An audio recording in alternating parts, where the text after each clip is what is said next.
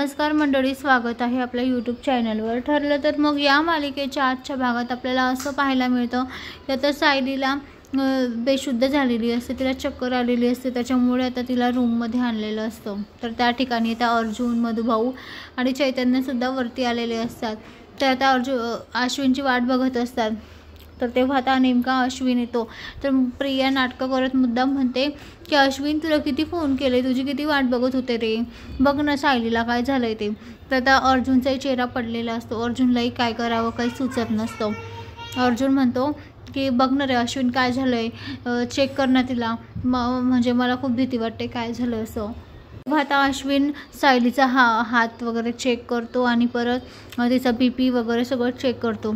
तेव्हा आता अश्विन चेक करत असताना त्या ठिकाणी सगळ्यांची नजर आता अश्विनकडे असते। तेव्हा आता अश्विन म्हणतो, दादा वहिनीला काही कशाचा धक्का वगैरे लागला का, म्हणजे कोणती गोष्ट तिला अशी एकदम कळाली का की ती धक्क्याने एकदम बेशुद्ध पडली, चक्कर आली। तेव्हा अर्जुन म्हणतो हो, कारण घरी पोलीस आलेले होते आणि मधुभाऊंना अटक करण्यासाठी ते म्हणत होते, तर म्हणून हे ऐकून सायलीला चक्कर आली। तर हे ऐकून अश्विन म्हणतो हो, म्हणूनच तिला थोडासा धक्का बसला असेल, बाकी काही नाही, नॉर्मल आहे, तिला थोड्या वेळाने शुद्ध येईलच, बाकी काही नाही असं अश्विन म्हणत असतो। तर आता इकडे अर्जुनसुद्धा खूप घाबरलेला असतो। तेव्हा अश्विन म्हणतो की तिचा थोडा BP लो झाला आहे, बाकी काही नाही। मग आई वहिनीला शुद्ध आली ना, हिला शुद्ध आली ना की हिला साखर आणि लिंबू पाणी करून द्या, म्हणजे तिला बरं वाटेल थोडं। हो, तिचा परत स्ट्रेस वाढेल आणि तिला टेन्शन येईल, असं काही होऊ नका देऊ, कारण तिचा परत BP लो होऊन जाईल, बाकी काही नाही। लिंबू पाण्यामध्ये जास्त साखर टाक आणि तिला पाज, असं आता अश्विन सांगत असतो। तर आता हे ऐकून अर्जुनच्याही जीवात जीव येतो, म्हणजे अर्जुन घाबरलेलाच असतो नेमका की सायलीला काय झालं। तर आता अश्विनने सांगितल्यावर तर सगळेजण थोडे रिलॅक्स होतात। आता अर्जुन आणि चैतन्य त्याच्या कामासाठी ते बाहेर पडतात। त्यांना माहिती पडलेलं असतं कोणत्या महेंद्राने टिप दिलेली आहे, म्हणून त्या महेंद्राचा तपास करण्यासाठी त्या ठिकाणी आलेले असतात। तर त्या ठिकाणी आता तो महेंद्र दिसतो, आता म्हणजे ते त्याच्या इथे आलेले असतात, तर त्याला आजूबाजूला कोणीच दिसत नाही। तेव्हा आता अर्जुन म्हणतो की चल आपण दरवाजा ठोकून पाहू। तर दरवाजा ठोकून बघताच आता तो दरवाजा उघडतो, तो नेमका महेंद्रच असतो। तेव्हा आता अर्जुन म्हणतं, तो महेंद्र म्हणतो तुम्ही कोणाला शोधायला आले, कोणी हवं आहे का। तेव्हा अर्जुन म्हणतो महेंद्र हवा आहे। तेव्हा तो म्हणतो हा मीच आहे। तर आता अर्जुन म्हणतो मी अर्जुन आहे सुभेदार, आणि हा माझा असिस्टंट चैतन्य आहे। तो त्याची ओळख करून देतो। तर आता अर्जुन त्याला विचारत असतो की टिप तुम्ही दिली ना। तेव्हा तो म्हणतो हो। तर मग आता अर्जुन म्हणतो कशी काय तुम्ही टिप दिली, मी जेव्हा पोलिसांना फोन केला नेमकं तेव्हा काय घडलं ते मला ऐकायचं आहे। तो महेंद्र म्हणतो की मी ऑलरेडी पोलिसांना सगळी माहिती दिलेली आहे, काय घडलं काय नाही ते सगळं सांगितलेलं आहे। पुत्राला घेऊन जात होतो ना, तेव्हा वत्सल्य आश्रमाकडे तो मला खेचायला लागला आणि एवढं जोरजोरात भुंकायला लागला की खूपच, म्हणून मग आम्ही तपास करायला लागलो की नेमकं काय आहे इथे काय नाही। मग मी पोलिसांना कळवलं सगळं आणि सगळं सांगितलं झालेला प्रकार। मलाही थोडंसं वाटलं की आश्रमाजवळ काहीतरी नेमकं डेंजर काहीतरी आहे, म्हणून मी म्हणजे निर्णय घेतला। मग आता अर्जुन विचार करतो की हा म्हणत होता की तिथे बॉडी सापडली म्हणून कुत्रे भुंकतात, आता दरवेळेस हा कुत्र्यांना घेऊन जातो, मग आत्ताच का ती कुत्री भुंकली, आधी का नाही कुत्री भुंकली, असं आता अर्जुनच्या डोक्यामध्ये विचार चालू असतात।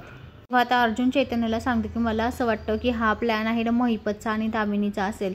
दामिनीनेच सांगितलेलं असेल महिपतला, आणि महिपतनेच प्लॅन केला असेल की तिथे कोणती तरी जुनी बॉडी आता टाकून द्या, म्हणजे त्यांचं मन विचलित होईल। दामिनीलाही वाटत असेल की आपण आता केस हारणार आहेत, म्हणून तिने असं पाऊल उचललं असेल। तेव्हा आता चैतन्य म्हणतो अरे वा, काय शार्प आहे रे तुझं डोकं, खरंच असाच प्लॅन असेल त्यांचा, हे सगळं महिपतने घडवून आणलं असेल आणि महिपतनेच तिथे बॉडी गाडली असेल, असं आता चैतन्य अर्जुनला म्हणत असतो। तर मंडळी याचं प्रूफ आता कळालेलं असतं की हे सगळं दामिनीने आणि महिपतनेच घडवून आणलेलं असतं, कारण दामिनी आता फसून गेलेली असते, ती अडकून गेलेली असते की म्हणजे कसं होईल काय होईल, कारण अर्जुन खूप शार्प डोकेट वकील आहे म्हणून।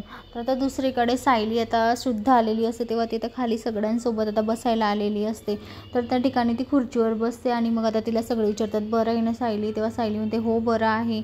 तेव्हा ती आता कशाला तरी उठायला जाते। ती उठायला करते तर आता तिच्या पायात नेमकी लचक भरली जाते। तेव्हा आता सायली आई गं, तेव्हा आता प्रिया म्हणते अगं हळू, एवढी काय हे करते आहे, घाई नको करू ना, हळू उठ ना, मला जर कधी खरंच असं वाटतंय की तुझे पाय चेपून द्यावी, पण जाऊ दे तुला ते आवडणार नाही। तेव्हा आता लगेच प्रताप तो शब्द पकडतो आणि म्हणतो अगं प्रिया, तुझी इच्छा आहे ना तिचे पाय दाबायची, मग दाबून दे ना, तेवढंच पुण्य तुझ्या पदरामध्ये पडेल, दाबून दे। तेव्हा आता सायली म्हणते नाही नको बाबा, काही गरज नाही आहे।